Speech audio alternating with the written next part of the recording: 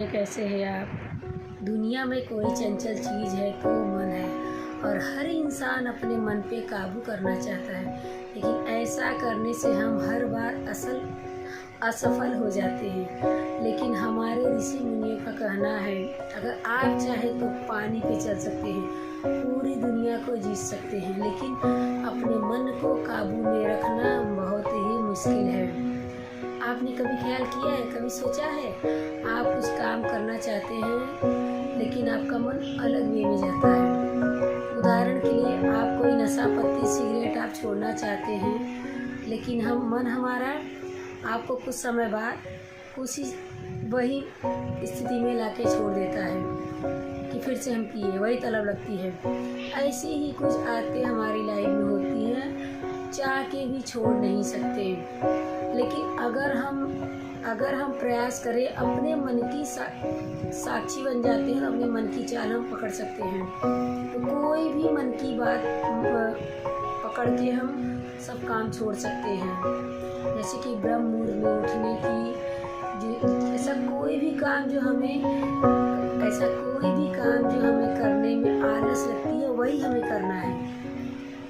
और बाद में पछताने के सिवा कुछ नहीं मिलता कि हमने ये नहीं किया, वो नहीं किया। आज की जो मैं बौद्ध कहानी आपको सुनाने जा रही हूँ, उसमें आपको कुछ ऐसे तरीके पता चलेंगे जिसपे आप अपने मन की चाल को भली भांति पकड़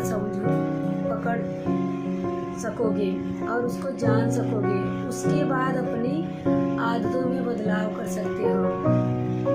लाइक एंड सब्सक्राइब प्लीज, अगर अच्छा लगे तो मेरा बताई हुई चीज़ें। Thank you.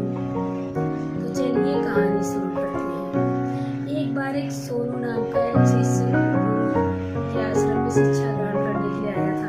वह शिष्य अपने गुरु की बात कम सुनता था, लेकिन अपनी बात बताने में बहुत उत्सुक रहता था।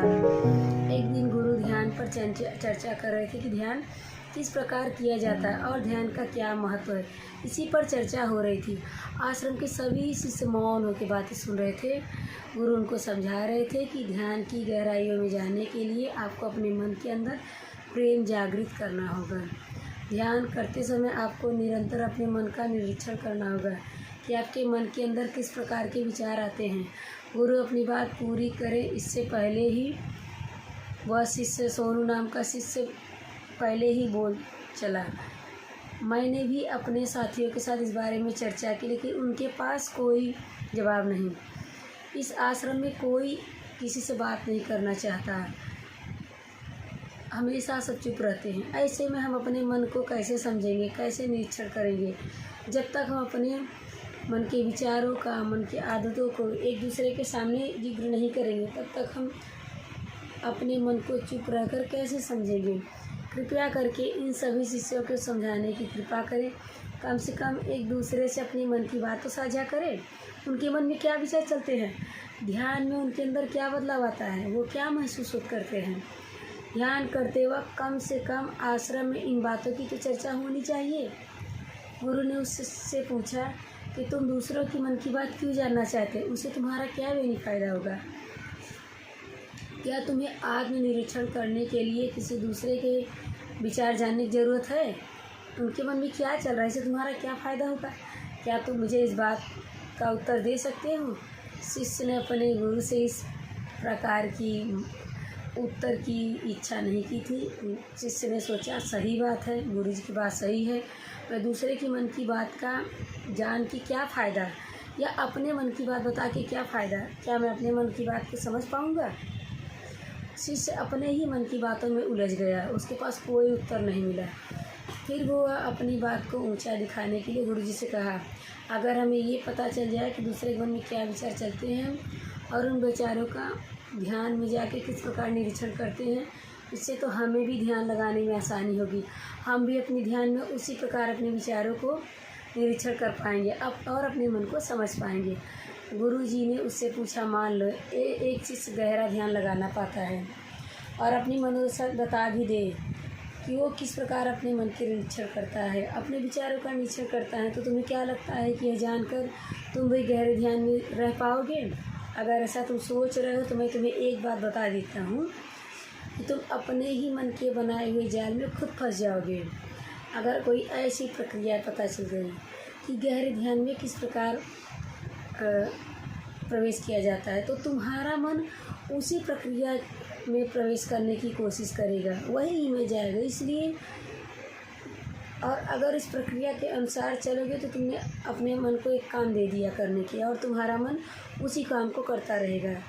तुम भी उस काम में सम्मिलित हो जाओगे, तो अपने मन का निरीक्षण किस प्रकार कर पाओगे, क्योंकि तुम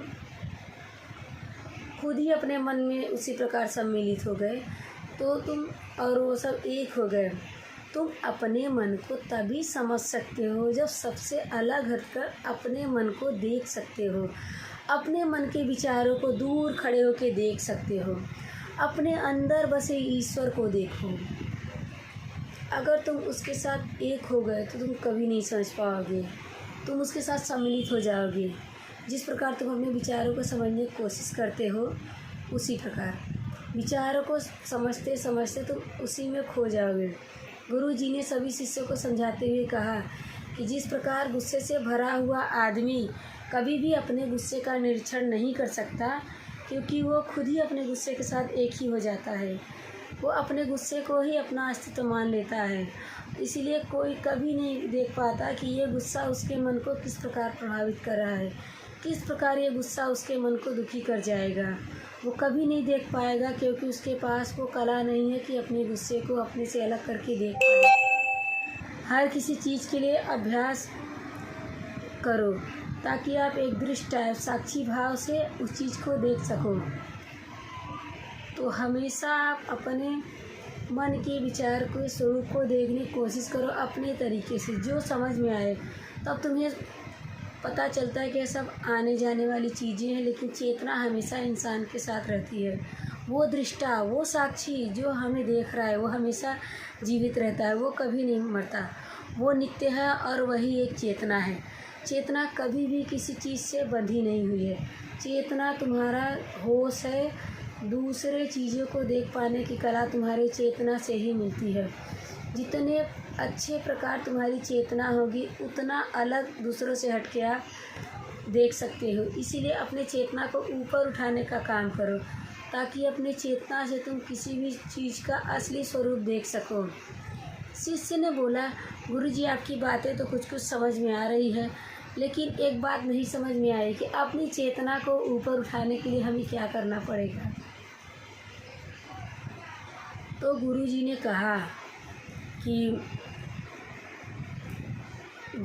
कहा, इस पर चर्चा करते हुए गुरु ने बताया कि तुम मौन होकर, चुप रहकर सिर्फ अपने विचारे को, अपने मन की प्रक्रियाओं को, अपने अनुभवों को देखना शुरू करो। तुम्हारे अनुभव आते हैं और चले जाते हैं, वो अनित्य हैं, वो हमेशा साथ नहीं रहने वाले, वो आते जाते रहेंगे, वो थॉट हैं हमारे। लेकिन हमें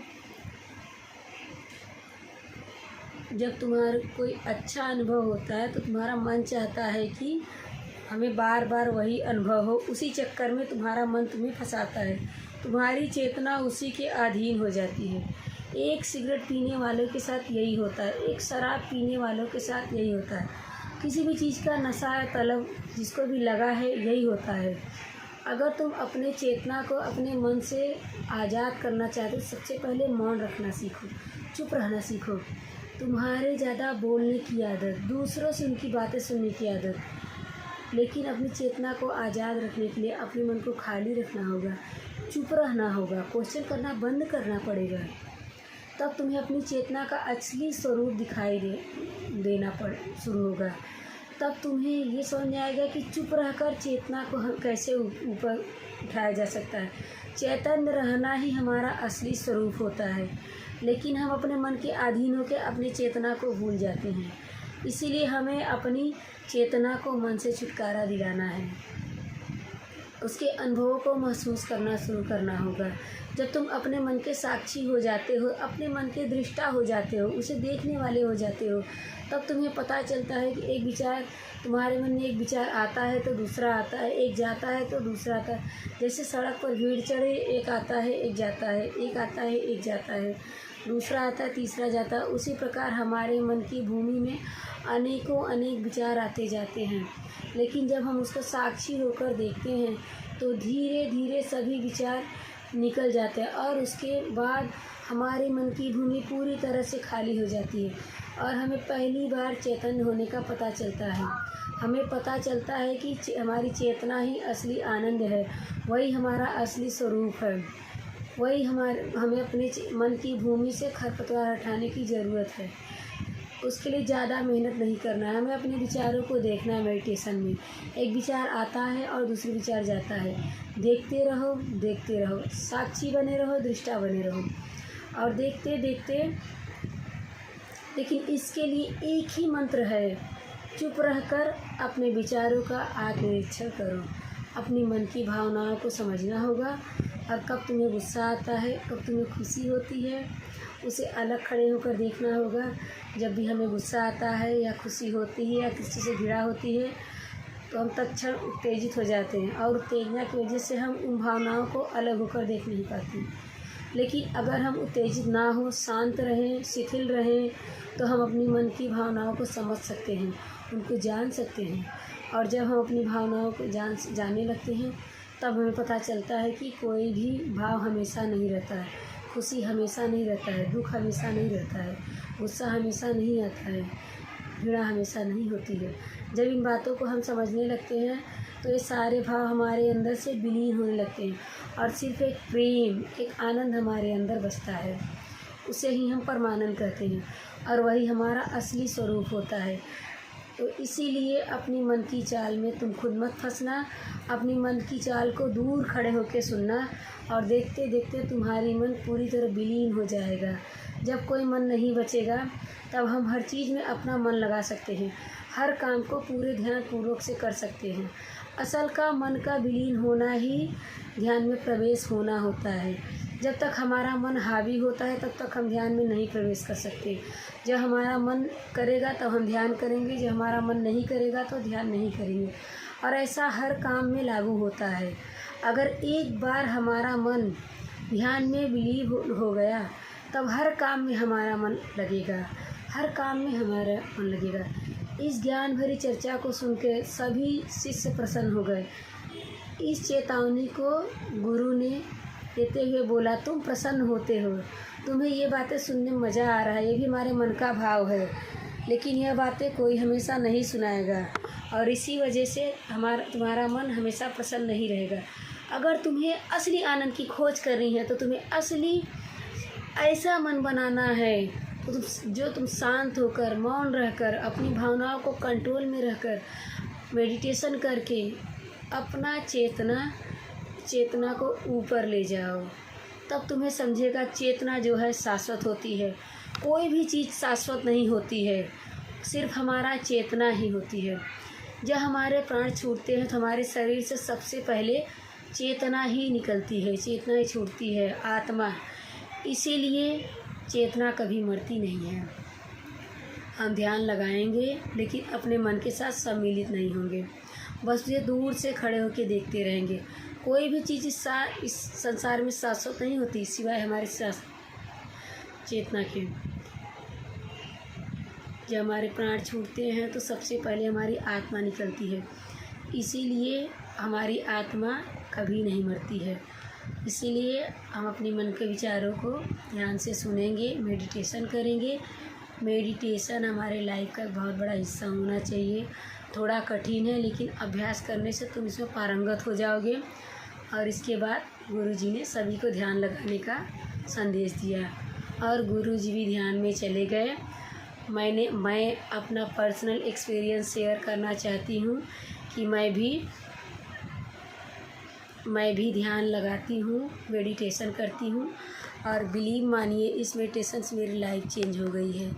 मेडिटेशन करने से प्रेम भावना सब आता है, किसी के लिए घृणा नफरत रहता ही नहीं। इवन आपसे किसी की कोई बुराई शिकवा गॉसिप करेगा तो आपको अच्छा नहीं लगेगा सुनने में, आप उससे डिफरेंट वे में जाना चाहोगे। कुछ लोग निंदा रस के शौकीन होते हैं, ऐसे लोगों से ही बचो।